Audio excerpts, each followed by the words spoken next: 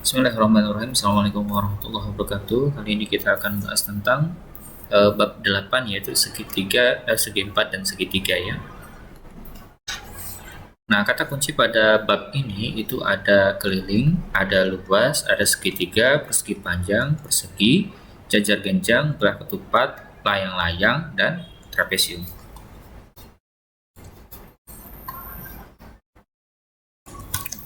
Kalau kalian lihat bentuk seperti ini, lihat ya, ada rumah di sini. Ya, ini sebenarnya ya gabungan antara persegi panjang ini ya. Kita lihat ya di sini ada persegi panjang.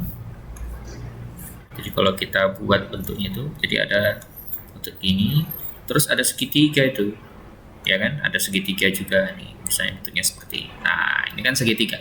Jadi ada persegi dan segitiga. Jadinya materi ini akan terpakai sekali dalam kehidupan kita sehari-hari. Ini peta konsep kita, yaitu yang pertama ada geometri dan pengukuran. Yang pertama besarnya, kemudian masuk ke bangun datar. Di bangun datar itu yang kita bahas cuma 3, yaitu segi 4 dan segitiga. Jadi ini aja ya, yang kita pahami. Yang pertama yaitu segi 4, yang kedua adalah segitiga.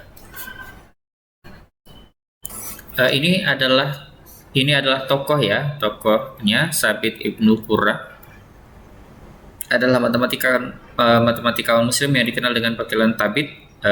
Beliau ini merupakan salah satu ilmuwan muslim terkemuka di bidang geometri ya, salah satunya ini. Salah satu karyanya yang fenomenal di bidang geometri adalah buku yang berkenal dengan The Composition of Ratio atau komposisi dari rasio.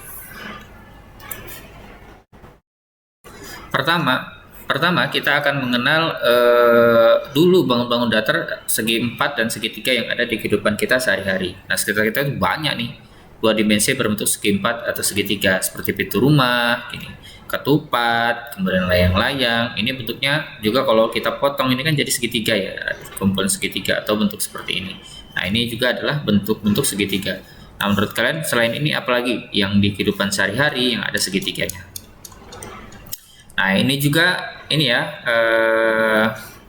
bentuk kreasi yang disusun dari bentuk-bentuk dasar geometri. Ada apa ini namanya, belah ketupat ya, kemudian ada apalagi layang-layang gitu ya, dan seterusnya.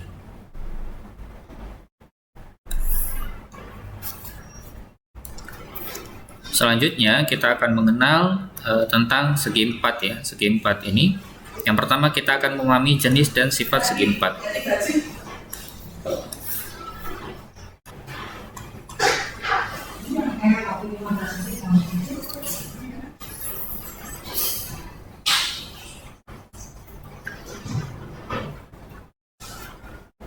Jadi segi 4 itu ya intinya ada 4 ya seginya gitu. Kalau dia sama sisinya kita sebut dengan persegi. Kalau ada dua pasang sisi yang sama panjangnya, berarti kita sebut dengan persegi panjang gitu. Persegi panjang. Kalau seluruh sisinya itu panjangnya tidak sama, kita sebut dengan persegi tidak beraturan. Persegi tidak beraturan. Nah, kira-kira seperti itu ya dasarnya ya. Jadi intinya kalau segi 4 itu adalah sebuah bangun datar tertutup sederhana 4 sisi. Oke, baiklah, kita akan berbicara tentang keliling dan luas segi 4 ya. Kemarin kan kita sudah belajar. Nah, tujuan dari pembelajaran ini, silahkan kalian lihat ini ya. Kita akan, kalau sudah membahas ini, kalian akan bisa menyelesaikan soal-soal yang seperti ini. Diketahui Fatimah memiliki kebun bunga di belakang rumahnya. Pada kebun bunga tersebut ditanam berbagai jenis bunga. Kebun itu terbagi beberapa petak satu berbentuk persegi, ya, kemudian ditanami bunga putih seluas 625 meter persegi. Kemudian petak 2 berbentuk persegi panjang ditanami bunga merah, panjang petaknya 50 dengan luasnya 1/5 luas dari petak 1. Nah, nanti akan ditanya berapa panjang dan kelilingnya, berapa lebar dan luasnya, berapa hektar kebun bunga Fatimah dan seterusnya.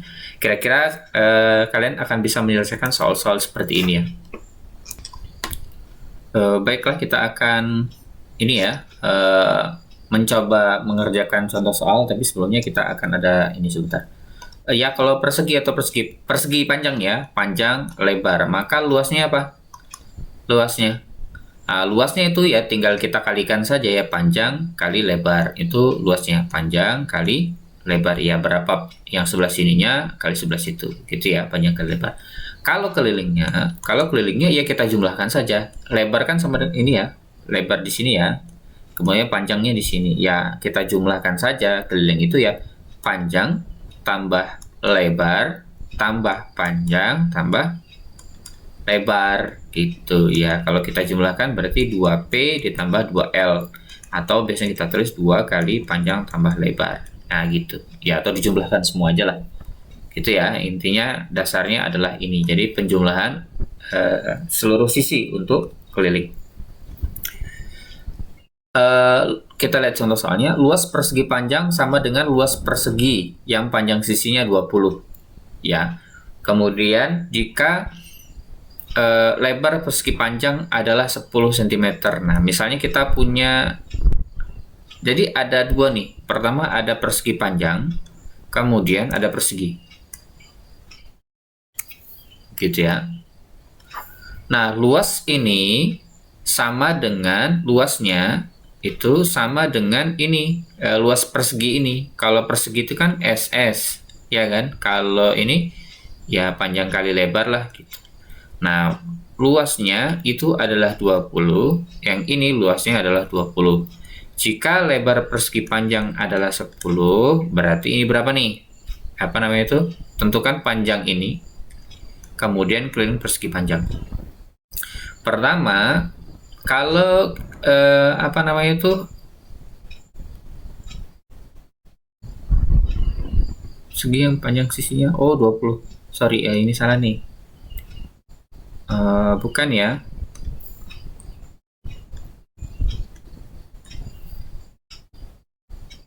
Ini maksudnya ini 20 cm, ini 20. Berarti luasnya ya kita kalikan saja ya, 20 kali 20. Berarti berapa luasnya? Yaitu 400 ya. Nah, berarti luas ini sama dengan 400 karena sama dengan persegi yang panjang sisinya 20 kan. Nah, sekarang kita lihat ya. Untuk persegi, luas itu kan sama dengan panjang kali lebar. Nah, luasnya adalah 400 ya, karena sama nih luas antara persegi dan persegi panjang dan persegi. Sama dengan panjang yang nggak diketahui, lebarnya 10. Berarti kalau kita balik, panjang kali 10 itu sama dengan ya 400. Ya kita bagi ya, 400 bagi 10, coret aja 1. Berarti panjangnya itu adalah berapa? Yaitu 40. Jadi panjang perseginya 40. Ya 40 ya.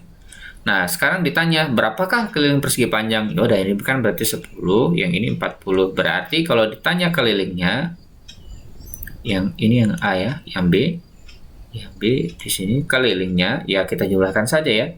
40 ditambah 10 ditambah 40 ditambah 10. Kalau jumlahkan berapa? 40, 40, 80 tambah 20 ya sama dengan 100 untuk kelilingnya. 100 cm ya. Kalau ini panjang juga 1 meter. Nah, dipahami untuk ini, untuk soal seperti ini. Kita lihat ini contoh 8.10. Pak Amal memiliki sebidang tanah kosong berbentuk persegi panjang. Ya, tanah kayak bentuk seperti ini ya. Panjangnya 50. Ya, kita buat persegi deh. Kita buat persegi panjang ya. Panjangnya 50, kemudian lebarnya 30 meter. Tentukan luas tanah dalam satuan cm. Nah, pertama kita buat ini dulu nih. Dalam yang A dulu ya, luas. Luas itu kan panjang kali lebar, ya kan? Luas itu berarti 50 kali 30. Tapi kan dalam meter. Kalau kita ubah jadi dari sentimeter, itu kan turun 2. Iya kan? Turun 2. Jadi turun 2 ya kasih nolnya 2. 1 meter kan 100 cm, tambah nolnya 2. Ya udah gitu aja, kita kalikan, berarti luasnya 15 tuh 23 tuh 23, ya berarti 15 juta cm.